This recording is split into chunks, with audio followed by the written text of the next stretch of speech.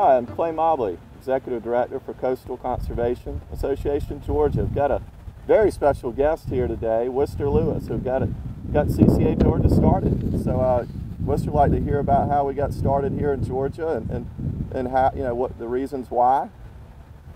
Well, it's hard to believe, but it's 20 years ago or more that we started, probably right here at the Savannah Yacht Club, where the Savannah Sport Fishing Club had a guest from Charleston, Ty Ragsdale, come over and explain to us what he was doing in South Carolina for marine conservation. Right.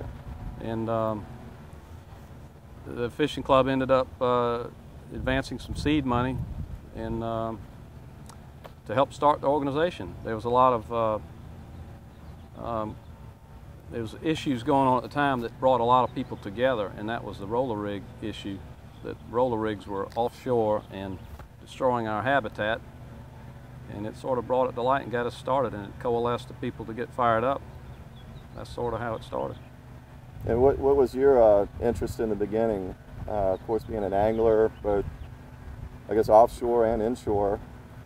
Yeah, it's that, and it's just, I guess I've kind of been a conservationist at heart, but somebody needed to work on this for the Savannah Sport Fishing Club, and I volunteered to do it and start this statewide organization to get have a little more political pull and clout to get these guys that were tearing up our reefs out of here. And so with Ty Ragsdale's help with showing us what he did in South Carolina, we decided to start the CCA of Georgia, and which now is the CCA.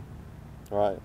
So it's a lot of work, but it was all for our children.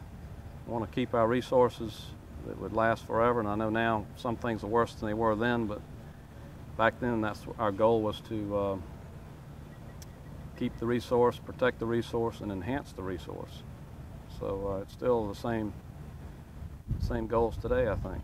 Yeah, absolutely. And along the way there were a lot of successes, both with the roller rig issue, and I know you mentioned also another practice of commercial fishing with cages and such as that, which was very efficient commercial gear. However, just had some really bad effects, not just for tomorrow, but for years down the road.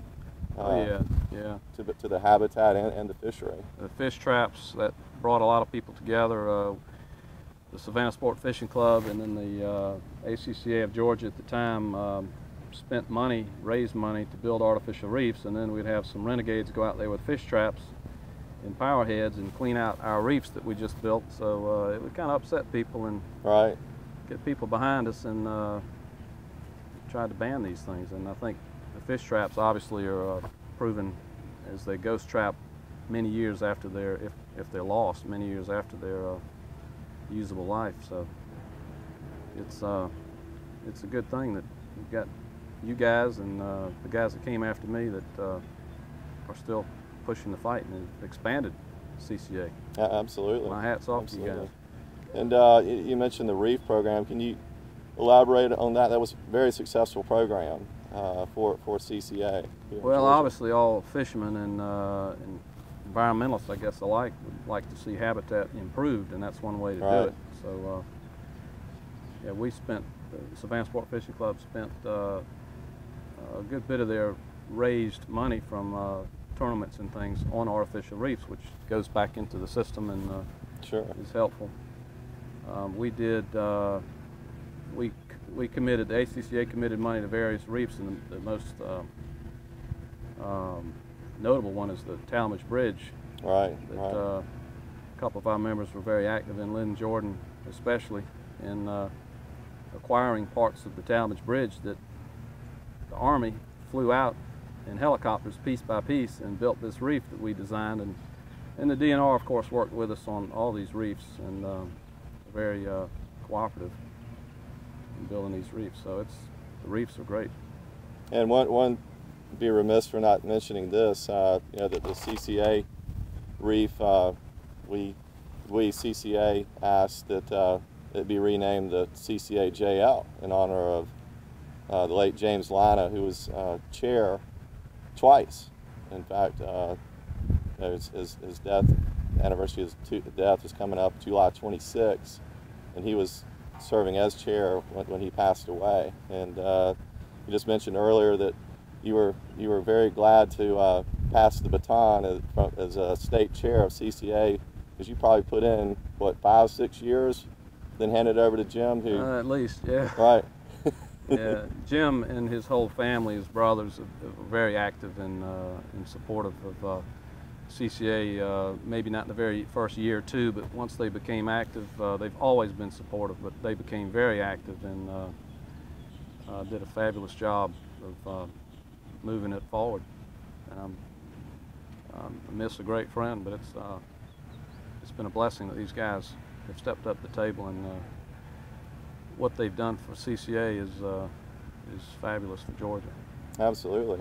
And what are some other highlights you can think of that you know, some good advocacy work, some good conservation work in the beginning, as far as maybe both, you know, offshore as well, inshore type issues? And well, we attempted to get redfish, or bass and trout as we call them back then.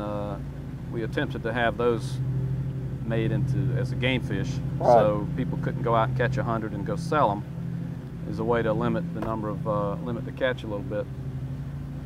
And but we didn't achieve that, but we did achieve protecting the brood stock, the large stag bass that come into the surf, and we have limits on those. And the DNR, we worked with them on those, and on those regulations, and that was a good thing. That's been very successful. The you know, keeping those brood stocks out there has really increased the numbers of redfish over the years, according to the science. So. And the DNR at the time wouldn't give us game fish status on bass and trout, but they did give us game fish status on tarpon. They threw us a bone for that, so you can't sell a tarpon if you catch that's one. new. I didn't know that, so I'm glad we're having this little history lesson today and how we got started. And yeah, you know, we're still working on game fish status for redfish, bass, and we will until we get it done. So we've been working on it now for what, 25 years? Yeah. Yeah.